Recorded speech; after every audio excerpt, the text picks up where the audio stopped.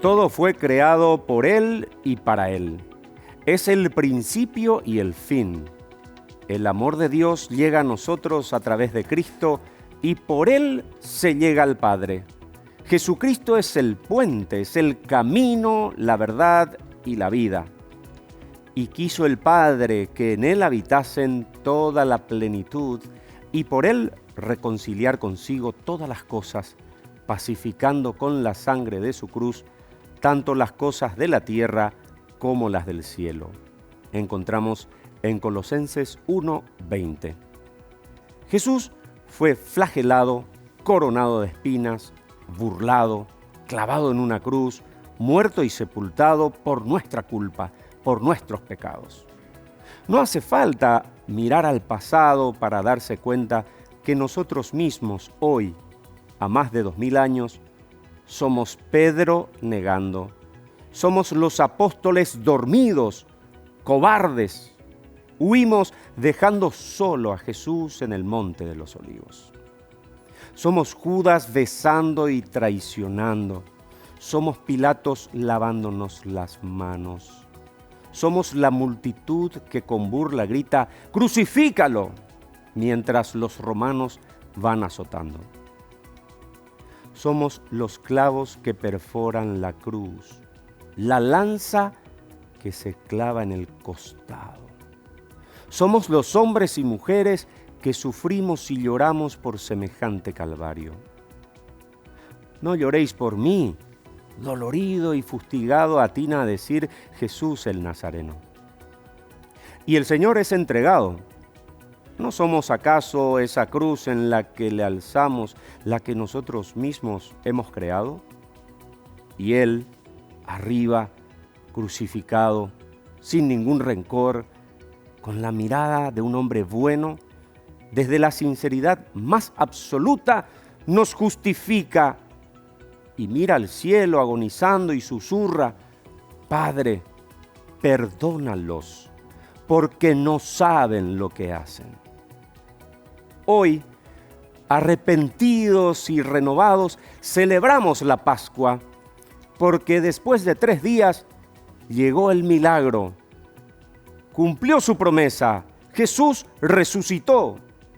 Sin lugar a duda, este acto y esta celebración son la marca y el centro de la fe cristiana, el signo clave de la esperanza de una vida nueva para todos los cristianos. Es el paso de la esclavitud a la libertad. No es fácil hablar de la resurrección de Jesús, porque va más allá del paso de la muerte a la vida. ¿Cuál es su significado? La resurrección es el llamado directo de Dios a una vida de fe consciente, llena de luz y de verdad. La muerte no es el fin. Estamos invitados a creer y permanecer en Él para gozar después de la vida eterna. Jesús se nos muestra a diario y está en nosotros reconocerlo y aceptar sin reparos la misión que nos encomienda. Decir sí no es un proceso fácil. Es una transformación, una cristificación continua. Es morir a lo que somos para nacer de nuevo a la vida espiritual. Por ese sacrificio del Cordero el día de la Pascua, la providencia de Dios nos regaló un sacramento quizás el más importante de todos, asombroso y admirable por su misterio, para estar en comunión con Él, la Eucaristía, donde Jesucristo está presente como sí mismo, como persona en su santa humanidad y divinidad, y en su amor divino por nosotros. La consagración y la conversión del pan y el vino en su cuerpo y en su sangre nos invitan a ser fiel testimonio del amor infinito de Dios. Celebramos alegres, renovando nuestra fe en Cristo resucitado, con la disposición para recibir la fuerza del Espíritu que nos transforme, sobre todo en este tiempo de pruebas, de dificultades. que nos lleve a ser testimonio de vida cristiana. Felices Pascuas a todos.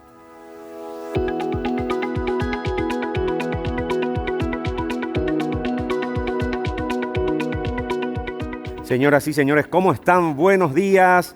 Felices Pascuas nuevamente. Bienvenidos a nuestro programa Desde la Fe, aquí a través de GEM. Realmente estamos muy felices. Hemos hecho todo el proceso de la Cuaresma, hemos abordado distintos temas desde esa perspectiva y llegamos al domingo de Pascuas, domingo de Resurrección.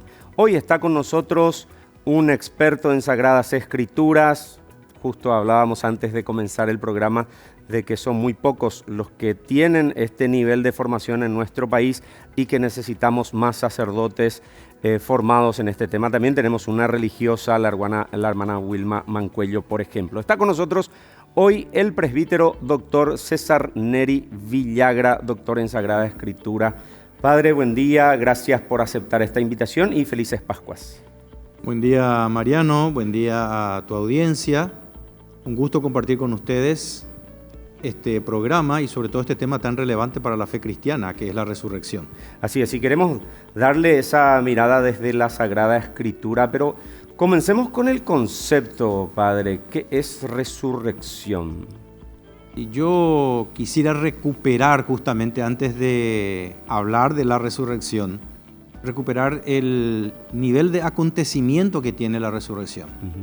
No simplemente el dato doctrinal, frío, digamos, porque nosotros rezamos en el credo, en la misa, creo en la resurrección de los muertos, pero queda como una especie de dato catequético. Necesitamos recuperar el nivel de acontecimiento por lo que significa. Y comienzo diciendo por eso que la resurrección ante todo es un acontecimiento. Un acontecimiento más importante incluso que la creación del universo.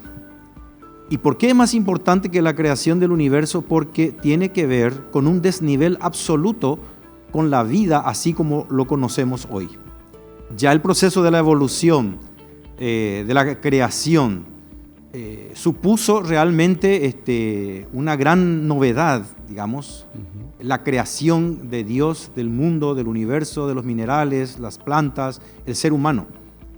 Pero la vida eterna, a la que se accede mediante la resurrección, supone un desnivel cualitativamente distinto. ¿Y por qué digo esto? Y porque se trata de una vida verdadera. Se trata de la vida definitiva, porque la vida eterna es la vida propia de Dios. Y a esa vida eterna accedemos mediante la resurrección. Cuando a Boecio se le preguntó, se le pidió que defina la vida eterna, Boecio es un filósofo de los años 480-520 de la era cristiana, romano, dijo que la vida eterna es una vida interminable perfectamente poseída.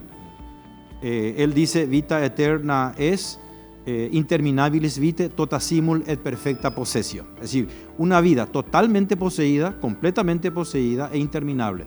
Pero aquí tenemos que criticarle a Boecio el hecho de que él presenta la vida eterna como una especie de sumatoria de años. Y la vida eterna no es una sumatoria de años, como una especie de vida interminable a través del tiempo, porque la vida eterna se comprende fuera del tiempo. Del tiempo y del espacio. Por eso que la resurrección es un acontecimiento escatológico, no verificable. Vamos a ver después que, digamos, el encuentro de la tumba vacía va a ser un indicio, pero no la prueba de la resurrección. Sino la prueba de la resurrección va a ser las apariciones, las distintas apariciones. Incluso quisieron dejar en duda la ausencia del cuerpo de Jesús diciendo que alguien lo llevó simplemente. En el Evangelio de San Mateo justamente dicen esto, ¿no es cierto? Cuando las autoridades del templo hablaron con los soldados, le pagaron y le dijeron, ustedes van a decir de que el cuerpo fue robado por sus discípulos. Entonces, evidentemente, la resurrección es un desnivel, significa la posesión de la vida verdadera y eterna, en total desnivel con la creación. ¿Por qué? Porque en definitiva la resurrección es una nueva creación. Es una nueva creación. Y aquí quiero decir algo, Mariano, y distinguirlo muy bien, porque a veces confundimos, precisamente porque también en la doctrina entró el concepto de inmortalidad. Vida eterna no es inmortalidad. La inmortalidad es una idea que viene de la cultura griega, de la filosofía griega, sobre todo platónica, la inmortalidad del alma, porque la antropología filosófica griega en este sentido sostiene que el hombre es un compuesto de cuerpo y alma. Cuando uno muere, el alma se separa del cuerpo y es el alma la que sobrevive y el cuerpo sufre un proceso de descomposición. Esta antropología es inaceptable desde el punto de vista bíblico, porque para las Sagradas Escrituras no hay separación posible entre cuerpo y espíritu, cuerpo y alma. Forman una unidad única. Si muere el cuerpo, muere el alma. Es decir, todo el hombre muere y así también todo el hombre resucita. Prueba de ello, Jesucristo. Porque cuando Jesucristo resucita, ¿qué le dice él a Tomás? Trae tu mano, mete en mis costados. Quiere decir que es un cuerpo. Es un cuerpo material. Resucitado. Resucitado, glorioso. Esa es la diferencia. Es decir, ya no está dominada por las leyes de la materia, es una materia dominada por las leyes del espíritu. Cuando vivimos esta vida actual, es la materia la que domina. Somos seres espirituales, tenemos alma, tenemos cuerpo, pero domina la materia por el hecho de que estamos en el esquema espacio-tiempo. Pero la resurrección es un evento escatológico. Por eso no necesariamente tiene que ser catalogado como un acontecimiento histórico en el sentido moderno de la palabra. Porque aquí también tenemos que diferenciar muy bien los conceptos que se tienen en la cultura occidental y en la cultura oriental. Es decir, la Biblia es un texto oriental, que nace en una cultura oriental. Por lo tanto, tenemos que revisar las categorías culturales orientales, semítico-orientales, para poder entender lo que significa todo esto. Entonces, básicamente, la resurrección es un acontecimiento escatológico que nos permite acceder a la vida eterna, a la vida verdadera, que es la vida propia de Dios. Accedemos a la comunión con Dios mediante Jesucristo. Entonces, la crítica que le podemos hacer a Boecio es que la vida eterna no es la sumatoria de años o la vida interminable, sino es el conocimiento de Dios. El Evangelio de San Juan, por ejemplo, dice claramente: conocer a Jesús es poseer la vida eterna. No se trata de un conocimiento intelectual, mentalidad occidental, sino se trata de una vivencia de Jesús. Esa es mentalidad oriental. Es decir, no se puede separar el conocimiento de la experiencia de vida. Muy bien, Padre. Ahora queremos ya entrar en lo que es la Sagrada Escritura propiamente y preguntarte, cuando debemos hablar de resurrección, ¿cuál es el texto que elegirías para ese relato de este acontecimiento? Sí. Pienso que un texto, y que es la que propone de hecho también la liturgia de la Iglesia para este domingo, entre otras alternativas, el Evangelio de San Juan, capítulo 20, versículo 1 al 9, que es el texto que se leerá el domingo de resurrección. Este texto. En este texto tenemos a un personaje bien conocido, María Magdalena, que no es la mujer sorprendida en adulterio. Comienzo diciendo esto como lo presentan las películas. Hay errores en las películas que no tienen nada que ver con las Sagradas Escrituras. María Magdalena nunca, en ninguna página de la Biblia, ha sido acusada de vivir una vida inmoral. Lo único que se dice de María Magdalena es que Jesús echó de ella 7 demonios. Entonces, una mujer poseída por el demonio, a la que Jesús le libera y forma parte del grupo de sus discípulos. Entonces, María Magdalena, según el relato de San Juan, es la primera persona que va al sepulcro y encuentra la piedra con la que sellaron la entrada del templo, del sepulcro. Tenemos que recordar que este sepulcro es de una persona llamada José de Arimatea. José había pedido a Pilato la posibilidad de, llevar el cuerpo al sepulcro, porque era un admirador, un seguidor suyo, ¿verdad? Igual que Nicodemo también. Y entonces él lo lleva a su sepulcro. Pero como estaba la fiesta pascual, ellos hicieron rápidamente todo esto y necesitaba hacerse el protocolo del sepulcro. Entonces la mujer, María Magdalena, probablemente se fue, aunque el texto no lo diga explícitamente, pero lo dice sí los otros evangelios, para llevar los perfumes propios del proceso de embalsamamiento, digamos, para el cadáver. Pero ¿cuál es la sorpresa? Cuando ella va hasta el sepulcro, encuentra la piedra con que se sellaba, que estaba retirada. Entonces ella inmediatamente corre ante Pedro. ¿Y por qué Pedro? Porque Pedro es el referente de los discípulos, es el principal apóstol, la cabeza. Exacto, y le comenta él, porque en un proceso jurídico judío, el testimonio de una mujer no tiene validez, tiene que ser la de un hombre. Entonces, para que el testimonio sea válido, necesitaba ella confesar lo que, digamos, descubrió a Pedro, a la cabeza. Pero ¿quién estaba con Pedro? Y esta es la novedad que presenta San Juan, a diferencia de los sinópticos, es decir, de Marco, Mateo y Lucas. Estaba un personaje denominado el discípulo que Jesús amaba. Homacetes ho agapetos, dice el texto griego, que en la tradición lo vincula con el evangelista San Juan, con el apóstol San Juan. Entonces, él estaba con él. Y va a ser importante su presencia acá, porque cuando María Magdalena relata el acontecimiento, tanto Pedro como el discípulo amado van hasta el sepulcro para verificar, efectivamente. Para constatar. Y encuentra el sepulcro vacío. Están los lienzos, está también el sudario que se utilizaba para cubrir la cabeza, los lienzos en el suelo, el sudario doblado y en otro lugar. Y ahí entraron para ver, Pedro entró, también entró el discípulo amado. Ellos constatan el sepulcro vacío. Ya dije al principio de que el mero, digamos, el hecho de encontrar el sepulcro vacío no constituye objetivamente aún una prueba, ¿sí? Un indicio. Pero ahí aparece la figura del discípulo que Jesús amado, no se dice de Pedro, se dice de este personaje. Entró, dice el texto, vio y creyó. ¿Por qué? Porque, como decía, la resurrección es un acontecimiento escatológico. ¿Y qué requiere? Requiere de fe. Ellos no han constatado el momento de la resurrección, que es metahistórico, sino después ya con las apariciones. Entonces el discípulo amado es en este sentido el modelo que se nos presenta ya de la actitud que tenemos que tener ante el acontecimiento de la resurrección, que es la fe.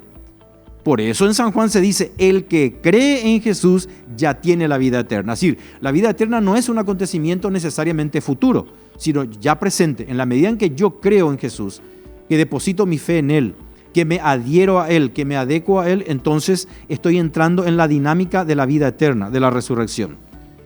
Y ahí ellos van y testimonian a los demás discípulos, apóstoles. Vamos a tener después el caso de San Juan, por ejemplo, de Santo Tomás. De Tomás, que no va a creer. Es una actitud de incredulidad ante la actitud de fe, que contrasta con la actitud de fe del discípulo que Jesús amaba. Entonces aquí tenemos la primera fase, digamos, testimonial de los discípulos de Jesús que constatan la tumba vacía. Luego vendrá más adelante las apariciones. Las apariciones sí son ya una prueba de la resurrección de Jesús. Y tenemos varios relatos en este sentido, no solamente de San Juan, sino también en San Lucas, por ejemplo, tenemos un episodio único que es la aparición a los caminantes de Emaús. San Pablo también en la primera carta a los Corintios, cuando habla largamente de la resurrección, y es el texto más largo sobre la resurrección, lo tiene San Pablo en la primera carta a los Corintios, capítulo 15, son como 54 versículos. Ahí él dice que no solamente se apareció a Kefas, que es Pedro, sino también se apareció a Santiago, se apareció a los 500, dice él, se apareció a los 12, y también se me apareció a mí como un abortivo. Es decir, él hace un listado de las personas a quienes Jesús apareció. Y esto de 500 significa que mucha gente pudieron constatar, certificar, verificar las apariciones de Jesús, lo cual es la certificación, la evidencia, la prueba de la resurrección. Muy bien, excelente, Padre, la explicación. Nosotros vamos a ir a una pausa, después vamos a continuar conversando con el Padre César Neri Villagra, doctor en Sagrada Escritura. Queremos conocer un poco cuál es el rol que cumplió Jesús en esa época, hablar un poco del contexto histórico justamente, ¿verdad? Esperaban los judíos el Salvador, pero no un Salvador como Jesús propiamente, y otros aspectos, y también hay ya preguntas que nos habían llegado en programas anteriores acerca de cómo leer la palabra de Dios, cómo orar con la palabra de Dios. Eso también vamos a hablar brevemente de la Lectio Divina. Nos va a dar el Padre algunas indicaciones de cómo podemos acercarnos a la palabra de Dios, leer, meditar y orar. Nos vamos a la pausa y enseguida volvemos aquí en GEM.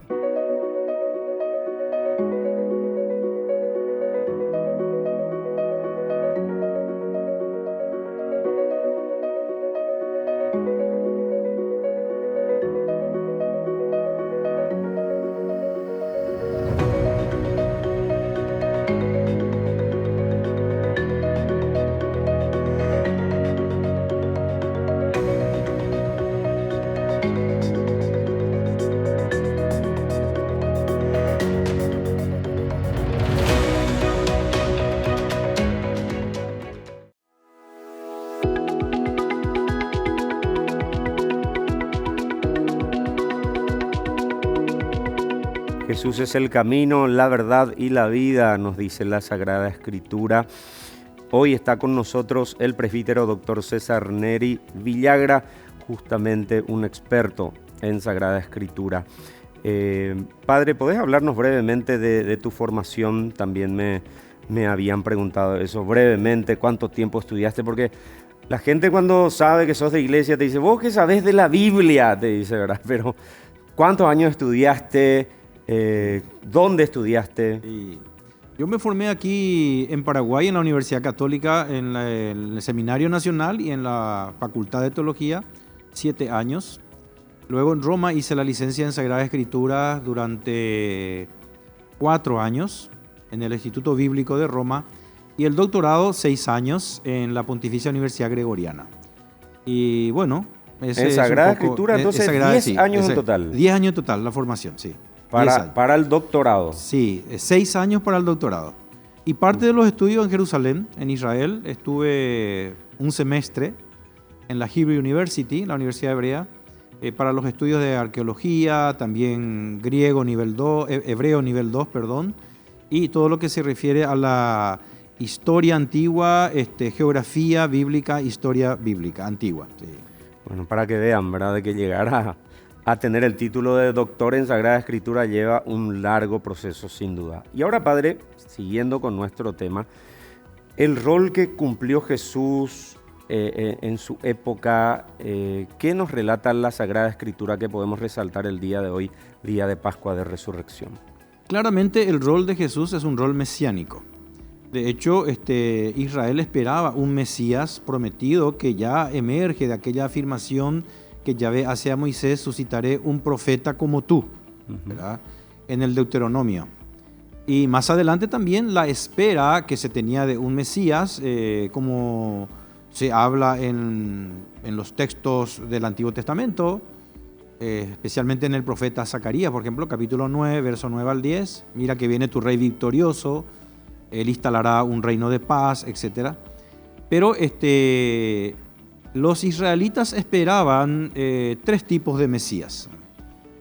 En primer lugar, esperaban ellos un Mesías davídico, es decir, un descendiente de David. Por eso que cuando Jesús entra en Jerusalén, la multitud aclama y dice, Hosana, Hosana al Hijo de David. ¿Qué quiere decir? Sálvanos ya, Hijo de David. ¿Qué quiere decir eso? Desde el punto de vista histórico quiere decir, sálvanos ya, es decir, libéranos del yugo romano. Porque en ese tiempo Israel, como varios países de Oriente, estaban bajo el Imperio Romano. Entonces era una visión política, un libertador político. Por otro lado, el pueblo, la gente, esperaba un Mesías profeta. Por eso cuando Jesús pregunta a sus discípulos, ¿qué dice la gente que soy yo? Ellos le dicen, ellos creen que eres Jeremías, Juan el Bautista o uno de los profetas. Y también en Qumran, que es un grupo religioso de sacerdotes que se había ido al desierto, ¿no es cierto?, para vivir la fidelidad a la Torá, a la palabra de Dios. Ellos esperaban un Mesías sacerdote y un Mesías regio, un Mesías real. Pero el Mesías sacerdote estaba por encima del Mesías real. El rey estaba subordinado al sacerdote, al sumo sacerdote. Estos eran los tipos mesiánicos que esperaba. Pero cuando viene Jesús y él hace la pregunta clave, pero ustedes, ¿quién dicen que soy yo? Ahí toma Pedro la palabra y dice, tú eres el Cristo. Y la palabra Cristo, Christos en griego, es la traducción del hebreo Meshiach. Meshiach quiere decir Mesías. Entonces, y ese es el error, Jesús no dice nada ahí. En realidad, cuando Jesús se va a presentar, va a decir que es el Hijo del Hombre o es el Hijo de Dios, ¿verdad? O sea, el Mesías no es un líder político, por lo tanto, no es un sacerdote, en el sentido de la concesión de Qumran, tampoco se presenta como profeta únicamente, sino que se presenta como Hijo de Dios, como Hijo de hombre. Ese es el Mesías. El Mesías es Dios hecho hombre. Y eso lo tenemos muy claro en el Evangelio de San Juan, cuando se nos dice que en el principio existía la palabra y la palabra se hizo carne, es decir, Dios hecho hombre. Ese es nuestro Mesías, que viene a unir precisamente aquello que los hombres no podían unir, a Dios y a la humanidad. Entonces Él, al hacerse hombre, sigue siendo verdadero Dios y verdadero hombre. Por lo tanto, el único puente que puede unir este abismo inmenso que es Dios y la humanidad, y de esta manera procurarnos la salvación. ¿Él para qué viene? ¿Cuál es su rol? La salvación. Ahora, esta salvación evidentemente es una salvación integral, que quiere decir una salvación en todos los niveles. Por eso Él da de comer a los hambrientos, cura las enfermedades, da un año de gracia, de esperanza, de libertad. ¿Por qué? Porque estos favores que Él hace son ya la antesala de la vida verdadera. Él viene a donarnos la vida eterna, la vida verdadera. Esa es la misión mesiánica. Y como signo de esa vida verdadera, Él resucita muertos, cura enfermos, como el caso de Lázaro, el caso de Tabita, libera a los poseídos. Son signos, no es lo definitivo, pero son signos de la vida verdadera, que Él viene a traernos la vida eterna, que se inaugura precisamente con su ministerio y fundamentalmente con su resurrección. Pasión, muerte y resurrección. Padre, volviendo al acontecimiento de la resurrección y ese encuentro con María Magdalena, ¿podemos hablar un poquitito del rol de las mujeres en ese aspecto? Sí, muy importante el planteamiento, porque hay que tener en cuenta que en el mundo hebreo las mujeres no formaban parte del discipulado de los rabinos, no podían entrar a formar parte. Jesús rompe con esta regla porque ya en Lucas capítulo 8 se dice que varias mujeres le seguían como discípulo, entre ellos María Magdalena, también María, la esposa de Cleofás, un intendente de Herodes, su madre y otras mujeres, en Lucas capítulo 8. Y aquí tenemos también la primera testigo de la resurrección es una mujer, el caso de María Magdalena, la mujer, como había dicho antes, de la que Jesús sacó 7 demonios, la liberó de la posesión. Y entonces la asoció a los discípulos. Entonces este rol es fundamental. ¿Por qué? Porque ella es la primera testigo histórica de la resurrección, del acontecimiento más importante de la fe cristiana. Y digo el acontecimiento más importante porque San Pablo lo dice. Porque él dice, si Cristo no resucitó, vana es nuestra fe. La resurrección es la base y el fundamento del cristianismo. Si nosotros negamos la resurrección, negamos el cristianismo. Entonces es lo más importante. ¿Y quién es el testigo cualificado, digamos, de este acontecimiento particular, singular, único en la historia? Es una mujer, María Magdalena. Y eso da un realce en el mismo nivel también que el rol que cumple María, la madre de Jesús. ¿Por qué? Porque ella acepta el proyecto de traer al mundo al autor de la vida, que es Jesús, cuyo rol también va a ser importante, no solamente por el hecho de ser madre, sino por el hecho de ser creyente. Porque cuando a Jesús le ensalzan y una mujer le dice, feliz el vientre que te llevó y los pechos que te amamantaron, él sale y responde a esta mujer judía anónima y le dice, feliz más bien el que cumple, escucha la palabra de Dios y la cumple. Padre, otro hecho muy importante es el tema del compromiso de sus discípulos posterior a la resurrección, porque volviendo al Viernes Santo, lo abandonaron, lo negaron, lo entregaron. Solo Juan estuvo al pie de la cruz con María. ¿Podemos reflexionar, por favor, en ese sentido? Sí. Y es importante lo que señalás, sobre todo porque a Juan, como la tradición lo cataloga, es el discípulo que Jesús amaba. Y por eso lleva ese título, el discípulo que Jesús amaba. Está cerca de Jesús, reclinaba su cabeza en el pecho del maestro, es el primero que cree, es el que corre al ver al maestro, el que lo reconoce cuando aparece en la playa del lago de Tiberíades. Es decir, tiene la actitud del discípulo ideal. Es un esquema en este sentido vacío que nosotros también tenemos que llenar. Nosotros estamos llamados a ser ese discípulo amado. El otro prototipo negativo, digamos, es Tomás, que duda, que no cree. Y el resto que tuvieron miedo, que huyeron todos, ¿verdad? Si los discípulos tuvieron miedo, porque en el fondo ellos no entendieron bien el tema de la resurrección. Jesús ya adelantó el tema en la transfiguración y 3 veces repitió, según San Marcos, que Él iba a padecer, iba a morir e iba a resucitar. Pero en la bajada del monte de la transfiguración, ellos dicen, ¿qué es eso de la resurrección? Ellos no entendían. Claro, porque es un acontecimiento que no aparece en el Antiguo Testamento. En el Antiguo Testamento tenemos figuras de la resurrección, pero no es un dato del Antiguo Testamento. La resurrección es una novedad absoluta del Nuevo Testamento, así como lo entendemos hoy, la resurrección de los muertos y el acceso a la vida eterna. Entonces hay una defección de los discípulos. Hay una, digamos, una actitud de temor, de huida, de espanto. Ellos tuvieron miedo a los judíos, miedo al acontecimiento, temor evidentemente. Y sabemos que el temor nos paraliza. El temor nos paraliza. Por eso que el temor humano se vence con el temor de Dios, que no es miedo, sino búsqueda de Dios en forma apasionada hasta tenerlo y poseerlo verdaderamente. Pero los discípulos después van a ser reivindicados porque Jesús va a pedir reunirse con ellos. Quiero verle a mis hermanos, va a decir él, y le va a dar la misión, porque después cambia, con la resurrección cambia la actitud de los discípulos. Ellos adquieren la fuerza, la fortaleza para testimoniar este acontecimiento tan grande que les supera, que les sobrepasa absolutamente.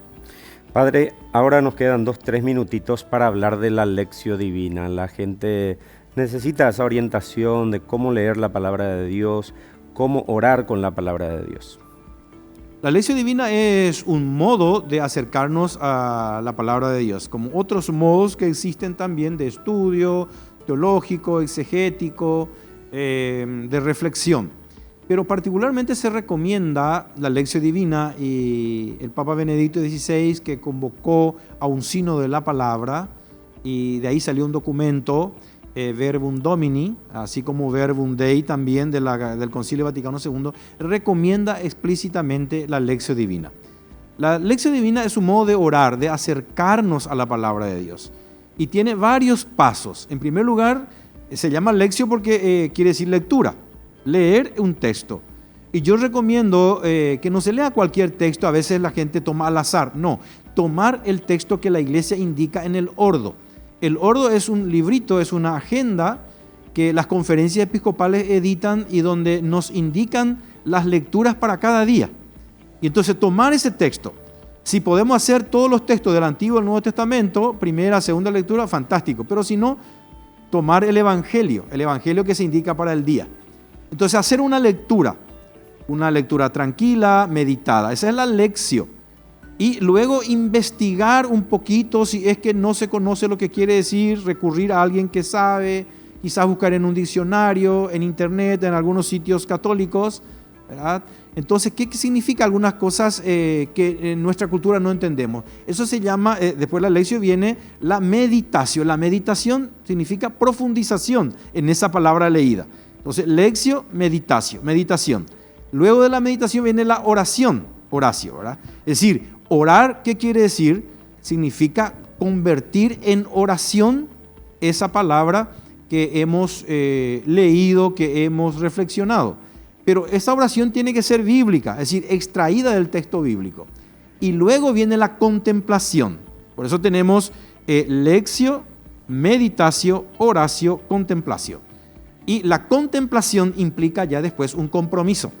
Y sobre todo a la luz de la resurrección, del tema que estamos tratando, significa un compromiso de transformación personal, en primer lugar, de la comunidad y de la sociedad. El cristiano que entra en la lógica de Cristo resucitado está llamado a transformar la sociedad, transformándose él en primer lugar, a la comunidad cristiana y a toda la sociedad, de tal manera que ya esta vida terrenal que vivimos, sea una antesala de la vida eterna, de la vida verdadera.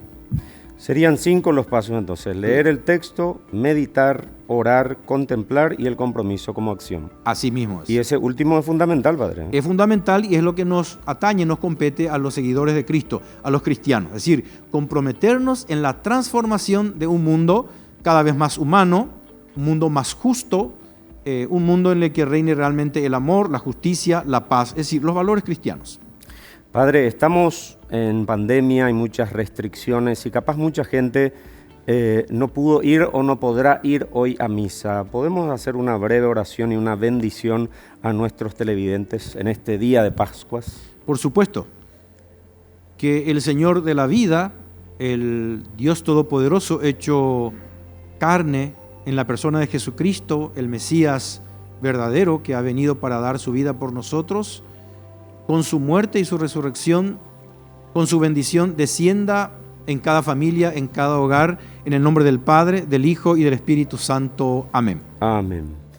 Creer en Jesús es un gran compromiso, ¿eh? Pasamos por la pasión, muerte y llegamos a la resurrección. Jesús nos dice de que todo podemos vencer, hasta incluso a la muerte. Y Él nos invita a tener una vida verdadera en Él. Pero no nos olvidemos que tenemos que pasar por el Viernes Santo para vivir este tiempo de Pascua de Resurrección. Que sigan pasando unas felices Pascuas. Será hasta el próximo domingo. Chao.